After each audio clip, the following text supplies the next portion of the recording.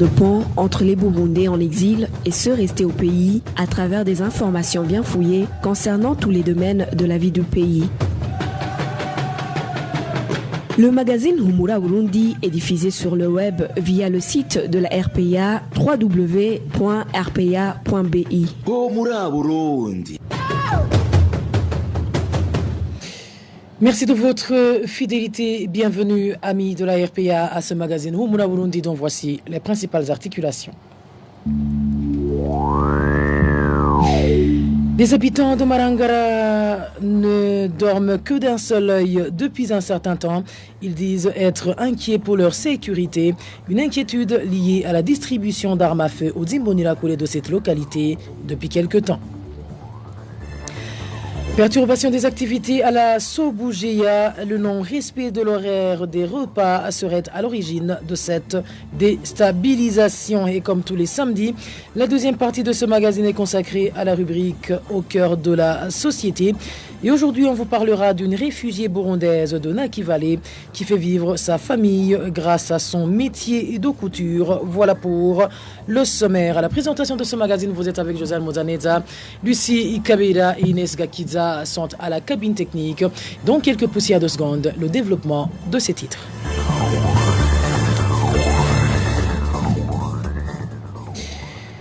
Encore une fois, bienvenue. Débutons ce magazine par cette page sécuritaire pour parler de la distribution d'armes à feu aux jeunes Imbonerakure de certaines collines de la province Ngozi. Une tâche confiée aux responsables de cette jeunesse affiliée au parti au pouvoir, le CNDD-FDD, lesquels travaillent en collaboration avec certains agents de l'ordre. Les détails avec Emmanuel Niyongeko. Sur la colline Kigoufi de la commune Marangara, en province Ngozi, des armes ont été déposées chez un Imbonerakure Dino Domachumi. Les habitants de cette colline indiquent que ces armes ont été amenées à bord d'un véhicule de marque Toyota Hilux. Ce samedi, entre 20h30 et 21h, un véhicule de type Hilux, à bord duquel des policiers est venu, contenant des choses couvertes par des bâches jusque devant la maison d'Omachumi. À l'intérieur de ce véhicule, il y avait un autre Imbonerakure du nom de Désiré et enseignant à l'Ekofo Kigoufi. C'est ce dernier qui convoyait le véhicule jusque chez Machumi. En ce moment-là, la population a été dispersée pour qu'elle n'assiste pas au déchargement de ces armes. La population indique avoir reconnu le chauffeur de ce véhicule, prénommé Désiré, et qui est également un Imbonerakure. On n'a pas assisté au déchargement parce que les gens ont peur des Imbonerakure. Personne ne pouvait s'y rendre. Sur ce centre, les gens ont été dispersés et forcés de rentrer à la maison. Machumi et les autres Imbonerakure se sont occupés du déchargement. Les gens se sont cachés et les ont observés de loin. Les informations disent que c'était des armes. La population de la commune Marangara indique avoir vu ce véhicule sur la colline Gisekuro après 3 jours. Ce véhicule était chargé et la cargaison couverte de bâches.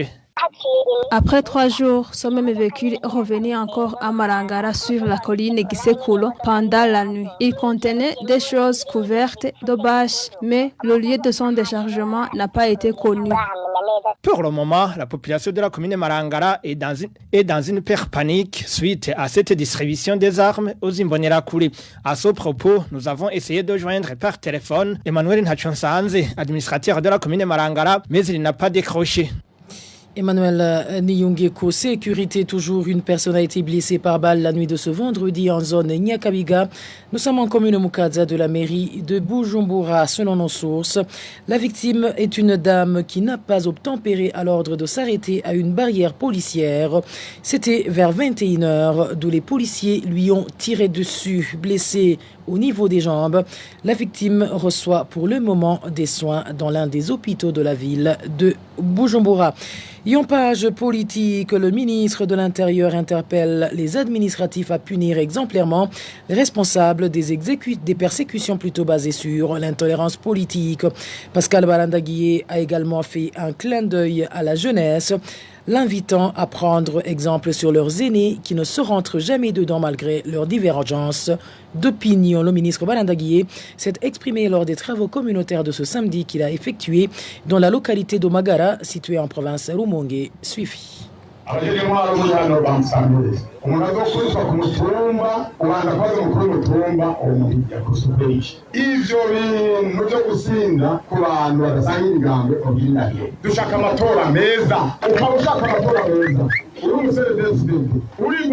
Je m'adresse à vous, les administratifs, surtout les administrateurs communaux. Lorsqu'une personne sera tabassée, la première personne à interroger sera le chef collinaire.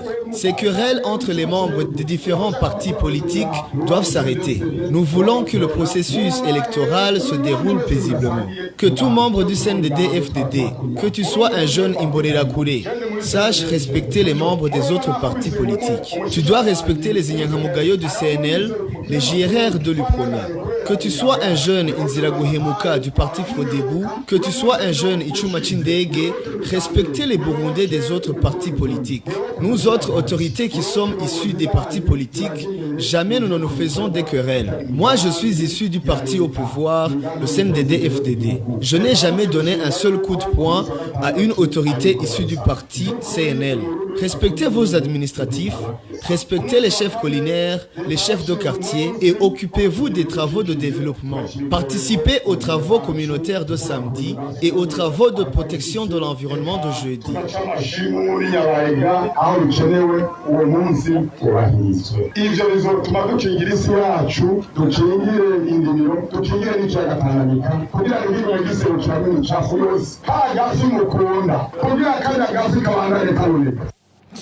Un tel appel a également été lancé par Edouard Ndouimana, ombudsman burundais, lors des travaux communautaires qu'il a effectués sur la colline Mounini, commune Mbilizi de la commune Gatara en province Kayanza.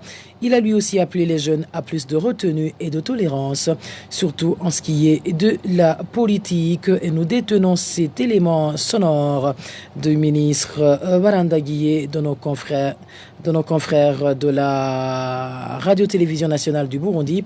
Et le ministre a été repris en français par Trésor Niyongabo, stagiaire à la RPI. Parlons à présent gouvernance, où certains commerçants du marché d'Okinama en mairie de Bujumbura se plaignent de n'avoir pas eu de stand. Ces plaintes ont été enregistrées depuis lundi dernier lors de la réouverture de ce marché, après plus de 2 ans des travaux de réhabilitation. Les détails avec Walter Cuizera, il est stagiaire à la RPA. Certains des commerçants de ce marché d'Okinama indiquent que leurs collègues qui n'ont pas eu leur stand depuis la réouverture de ce marché continuent de se présenter au bureau du commissaire de ce marché. Nos sources dans ce marché révèlent que ces commerçants possèdent des papiers justificatifs prouvant qu'ils avaient des stands dans ce marché depuis longtemps. Ceux qui n'ont pas encore eu des stands disent qu'il y aurait eu de la corruption dans la distribution de ces stands. Le commissaire du marché demande beaucoup d'argent et veut détourner les stands des autres. C'est la raison même des désordres qui s'observent. Parfois, il donne une place de 3 stands à quelqu'un qui n'avait même pas le droit de l'avoir et cette personne doit construire sans tenir compte des autres. Ces commerçants qui n'ont pas encore bénéficié de leur stand critiquent les propos de Ramadan Ourikiye, conseiller du maire de la ville de Bujumbura et commissaire de la réhabilitation des marchés, qui les tranquillisait souvent que les premiers bénéficiaires seront ceux qui avaient des stands dans son marché avant sa réhabilitation. Le marché d'Okinama, nouvellement réhabilité, compte 2050 stands. On n'a pas encore pu joindre Désiré Ndikoumana, commissaire du marché d'Okinama, et Ramadan Ourikiye, président de la commission chargée de la réinstallation des commerçants. Gouvernance, toujours la chargée de la restauration du personnel de la Sobujea à l'aéroport international de Bujumbura perturbe les activités suite au non-respect des heures de déjeuner. Le personnel de la Sobujea a à maintes reprises exigé que le marché de restauration soit attribué à une autre personne compétente, mais les responsables de l'entreprise font toujours la sourde oreille. Le point avec Prosper Nyongabo, stagiaire à la RP.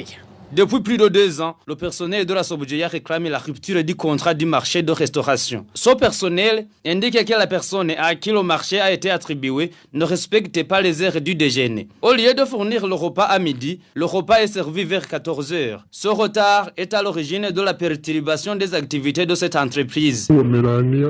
La nourriture qui nous est servie par la prénommée Mélanie n'est pas une aide. Elle est payée par l'entreprise. C'est regrettable de voir que ces déchets déjeuner arrive aux environs de 14 heures, alors que les travailleurs rentrent à 15 heures. Vous comprenez que c'est de la honte. Et ça fait plus de 2 ans que le personnel exige le changement du fournisseur. De plus, les travailleurs de la Sobjeya indiquent que l'octroi de ce marché de restauration a été émaillé d'irrégularités. En principe, pour la Sobjeya, cette attribution est opérée au service des marchés publics. Pour cette dame, cela n'a pas été le cas dans la mesure où elle a soumissionné en dernier lieu. Ce sont des magouilles qui ont été faites car même son dossier n'était pas complet. C'est par après qu'elle aurait négocié avec les chargés de dépouillement qui, à leur tour, ont accepté de recevoir son dossier. Le patron de la Sobjeya, Joseph Nkurunziza, avait suspendu provisoirement l'octroi de son marché. Cette suspension n'a pas été appliquée. Le président du conseil d'administration de cette entreprise s'y est opposé. Elle a continué à commettre des erreurs malgré la réclamation des travailleurs pour le substituer. Le nouveau directeur général de la Sobjeya a résilié provisoirement son contrat. Mais le président du conseil d'administration de la Sobjeya, Sylvain Ngendakumana, en même temps directeur général de Air Burundi, constitue un handicap pour sa mise en exécution. Nous demandons que Mélanie soit remplacée par une autre personne qui a les compétences de respecter le contrat. À ce propos, nous avons tenté de joindre Mélanie Ndaruzaniye, chargée de la restauration du personnel de la Sobjeya, ainsi que Sylvestre Ngendakumana, président du conseil d'administration de cette entreprise. Leur téléphone est sonné sans que personne ne décroche. Prosper Niungabo de la gouvernance parlant catastrophe naturelle, où les déplacés du site de Moutao demandent d'être assistés. Ils ont été victimes de pluies torrentielles qui ont emporté champs et maisons il y a presque une semaine. Pour le moment, cette population est dans la désolation totale. Les détails avec Rachel Kagiski. Depuis presque une semaine, la population du site de Moutao dort à la belle étoile. Cette population indique que les maisons et les champs ont été endommagés. Une des victimes raconte. Les 14 maisons ont été détruites à cause des pluies torrentielles, des champs également. C'est la catastrophe. Il faut couper tous les bananiers et récolter à la hâte le manioc pour qu'ils ne pourrissent pas dans le sol. D'autres cultures ont été emportées par ces pluies. Cette population du site de Moutao demande une assistance en nourriture et logement.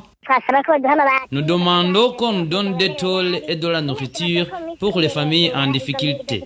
Dans les prochains jours, il y a risque de famine. On n'aura pas de bananes et de manioc. On compte toujours à l'aide.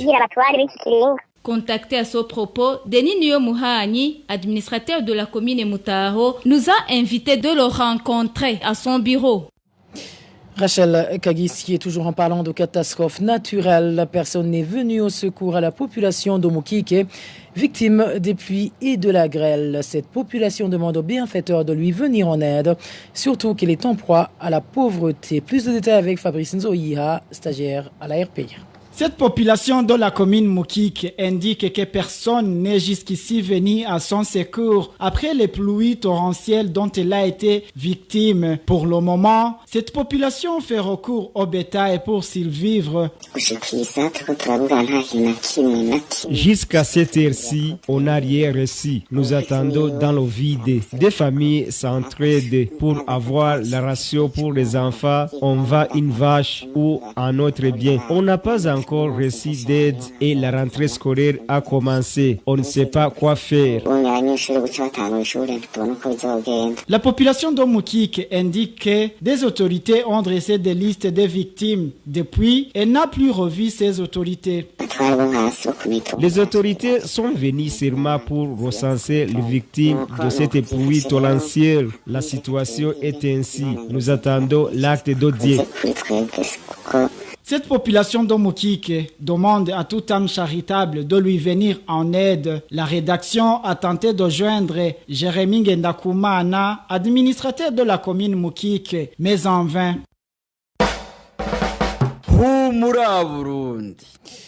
En page société, c'est un ouf de soulagement pour les habitants des quartiers nord de la capitale Bujumbura. Et pour cause, après plusieurs mois de fermeture pour réhabilitation, le rond-point des Nations Unies est aujourd'hui opérationnel. Néanmoins, des inquiétudes liées à certaines imperfections se font déjà sentir. Le point avec Digne Karondo, stagiaire à la RPA. Le rond-point des Nations Unies est situé à quelques mètres du marché de Cotebu et en face de la permanence nationale du parti CNDD-FDD. Aucun véhicule allant ou en provenance du centre-ville n'empruntait plus ce tronçon à cause des travaux de réhabilitation qui venaient de durer plusieurs mois. Cela a fait que le véhicule devrait faire des détours dans les quartiers du nord en provenance du centre-ville et vice-versa. Tenez, ceux qui se rendent à Mutakura empruntent la route se trouvant en bas de la société Sodeco, puis passer devant la brasserie avant d'atteindre le centre-ville. Ceux d'Ongagala étaient obligés de prendre la route d'Okigobe passant devant la PAF pour continuer jusqu'à la station Topoan. Les bus des quartiers Kinam et Kamenge empruntaient l'ex-boulevard du 28 novembre, descendant chez Nekumutu pour en fait arriver au centre-ville. Mais depuis ce samedi matin, ce rond-point est opérationnel à la grande satisfaction des propriétaires des voitures qui consommaient plus de carburant à cause de ce détour. Même les usagers de bus de transport se disent contents car on les faisait descendre loin de chez eux et devaient faire le reste du trajet à pied. Mais même si ce rond-point a été réhabilité, des irrégularités s'observent. Les conducteurs craignent d'éventuels accidents, surtout en cette période pluvieuse, vu qu'au lieu d'utiliser du goudron, ils ont utilisé du ciment. Vous saurez que ce rond-point qui vient d'être réhabilité relie les routes menant vers les quartiers Mutakura, Chibitoke, Ngagara et Kamenge. Merci à toi, Digne Karondo. Société, c'est également les conducteurs de taxi-vélo dans les quartiers nord de la ville de Bujumbura qui s'insurgent contre l'imposition quotidienne exigée par les Imbonerakure. Ces derniers, en tenue du parti CNDD-FDD, exigent 500 francs burundais à chaque taxi-vélo, à défaut de quoi son vélo est confisqué. Les détails avec Eloge Divin Remesha, stagiaire à la RPA. Les conducteurs de taxi-vélo des quartiers du nord de Bujumbura indiquent qu'ils n'en peuvent plus avec l'argent que des personnes qui se prennent pour des membres de l'association des conducteurs de taxi-vélo Sovetabou leur demandent de payer. Dans certains coins, l'on retrouve des jeunes portant des tricots aux couleurs du parti CNDD-FDD. Ces derniers font la chasse aux conducteurs de taxi-vélo pour leur demander de payer une somme de 500 francs burundais. Ce conducteur que nous avons rencontré, l'entrée de l'hôpital de l'université Espoir d'Afrique témoigne, je cite, « J'ai été attrapé à 10h du matin. J'ai demandé qu'ils me montrent une preuve qu'ils sont membres de notre association. Ils m'ont giflé et ont confisqué mon vélo. Ils ont refusé de me le remettre. J'ai même essayé de payer cette somme que les autres payent, mais ils ont refusé en me rétorquant que j'ai commis une erreur irréparable. » Fin de citation. Les informations que nous détenons de certains conducteurs de taxi-vélo indiquent qu'actuellement, des jeunes Imbonerakure se pointent sur tous les parkings de taxi-vélo et au niveau des ponts dans le seul souci de soutirer de l'argent. Ces Imbonerakure disent qu'une partie de cet argent est consacrée à une cotisation de l'association, tandis que l'autre partie est consacrée à une cotisation pour le parti CNDD-FDD. Ces mêmes informations indiquent que ces Imbonerakure partagent le soir tout le butin de la journée. Les conducteurs de taxi-vélo demandent que leur association Sovetabou approche les autorités administratives et les responsables de jeunes Imbonerakure pour stopper ce vol organisé. La rédaction de la RPA a essayé de joindre Edi Claude Hakizimana, administrateur de la commune Nahangwa. Après une brève présentation, il a raccroché. Eloge Divin Remish, vous écoutez toujours le magazine Humura Burundi. Je vous rappelle que ceux qui ne peuvent pas nous suivre en direct sur notre page Facebook, vous pouvez retrouver l'intégralité de ce magazine sur notre site web, le www.rpa.bi, ou sur nos différentes plateformes, à savoir nos comptes SoundCloud, Twitter et YouTube. Vous pouvez également nous écrire un message en demandant de recevoir le magazine Humura Burundi en nous envoyant votre message sur le numéro suivant, le plus 49 151 294 16 348. Pour demander justement à recevoir les informations de la RPIA. Place maintenant au mini-magazine au cœur de la société. Aujourd'hui, il sera question d'une réfugiée burundaise de Nakivale qui fait vivre sa famille grâce à son métier de couture. Au cœur de la société vous sera présenté par Parfait Modasigan. Au cœur de la société. Au cœur de la société est une émission de tous les samedis, préparée en synergie par les radios Inzamba Agatekakawe, Radio RPA Ijwi Wanyagihugu, ainsi que la radio-télévision Renaissance. Avec la crise liée au troisième mandat de Pierre Nkurunziza, des milliers de Burundais ont fui vers les pays de la sous-région, dont l'Ouganda. La majorité de ceux qui ont fui vers l'Ouganda sont aujourd'hui hébergés dans le camp des réfugiés de Nakival. Parmi eux, une certaine Jacqueline Kamikazi vivant avec handicap au niveau des deux jambes. Le mini-magazine au cœur de la société de ce 7 septembre 2019 se focalise sur cette Burundaise qui, malgré son handicap, arrive à faire vivre sa famille grâce à son métier de couture. À la présentation, c'est Parfait Mdasigane. Le camp de réfugiés de Nakival est situé à environ 250 km de la capitale Kampala, au sud-ouest de l'Ouganda. Il s'étend sur 184 km². Ce camp héberge plus de 100 000 réfugiés originaires de plus de 8 pays. Selon le rapport du HCR du mois de mai, les Burundais se trouvant dans ce camp sont au nombre de 31 884. Jacqueline Kamikazi fait partie de ces Burundais. Son profil est exceptionnel, comme l'indique le reportage d'Emile Nibasumba de la RPA. Jacqueline Kamikazi est une mère dont les enfants sont au nombre de 7. Elle, son mari et ses enfants ont fui le Burundi en 2015. Cette femme vivant avec handicap exerce son métier de couture au village Kachojwabi. C'est à environ 2 km du bureau principal du HCR sur la route principale du camp des réfugiés de Nakival. Son atelier mesure 2 mètres de long et 1,5 mètre de large. 2 machines à coudre occupent tout l'espace. Sur les murs sont accrochés des habits. La plupart sont des pagnes. Comme Kamikazi s'occupe principalement des habits des femmes. Pour coudre ses habits, elle s'assoit sur sa chaise roulante. Au début, j'allais où les autres travaillaient. J'empruntais une machine à coudre. C'était difficile pour moi d'entrer avec ma chaise roulante à cause des escaliers. Je passais ma journée là-bas et ceux qui me voyaient coudre étaient surpris et appréciaient mon travail. J'ai vendu ma ration mensuelle que le HCR nous donne pour louer une machine à coudre et avoir mon propre adresse. Petit à petit, j'ai fidélisé mes clients et grâce à Dieu, ils sont satisfaits. Quand elle repasse ou coupe les tissus, la machine à coudre lui sert de table. Parce que Kamikazi n'est pas capable de faire beaucoup de mouvements. Jacqueline Kamikazi paie 60 000 shillings pour le loyer mensuel et 50 000 shillings pour la location de chaque machine à coudre. Au Burundi, Jacqueline Kamikazi exerçait le même métier. Elle avait ses propres machines, mais elle ne réussira à fuir qu'avec sa chaise roulante. Aujourd'hui, la location des machines et l'espace de travail étroit font partie des défis auxquels cette femme fait face. J'échoue quelquefois à cet exercice malgré ma volonté. Nous devons louer la chambre servant d'atelier, les machines aussi. C'est un défi. Celui qui voudrait nous appuyer peut le faire dans ce sens. Si par exemple, on avait des machines à suffisance et un atelier assez vaste, on pourrait même apprendre son métier aux autres réfugiés. Son mari était fonctionnaire de l'État avant de quitter le Burundi. Après environ 2 ans d'exil, il a finalement décidé de se joindre à sa femme dans le métier de couture. J'ai vu que la famille dépendait de ma femme qui exerçait son métier. Quand elle est tombée malade, on n'avait plus rien. Je lui ai demandé de me former pour que je puisse prendre la relève une fois qu'elle est malade. Comme vous le voyez, sa santé n'est pas bonne. Ainsi, j'ai commencé à apprendre petit à petit. Pour le moment, je commence à me retrouver dans ce métier. Femme directeur de cabinet, femme et gardien de la paix. Au camp de Nakival, cette famille est enviée par le voisinage. Nous tous, nous avons été sidérés par la vie de cette femme. Même si elle a un handicap, elle peut vivre de son métier. Elle peut même aider celui qui est dans le besoin. Si elle a gagné 5 000, elle peut donner la moitié. De plus, elle peut scolariser ses enfants dans les meilleures écoles.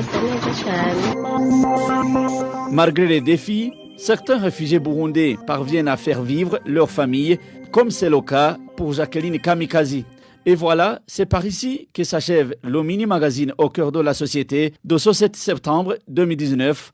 Au micro, vous étiez avec Parfait Mdasigana. Au revoir.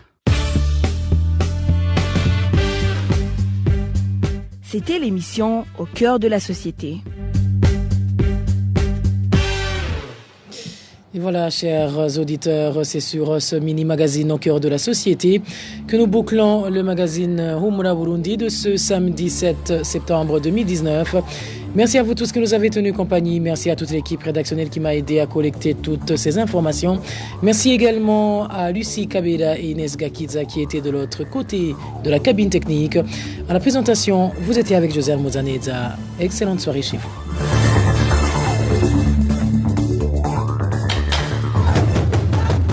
C'était le magazine Humura Burundi. Un magazine comprend pour relier les Burundais en exil et ceux toujours au pays à travers une information de qualité.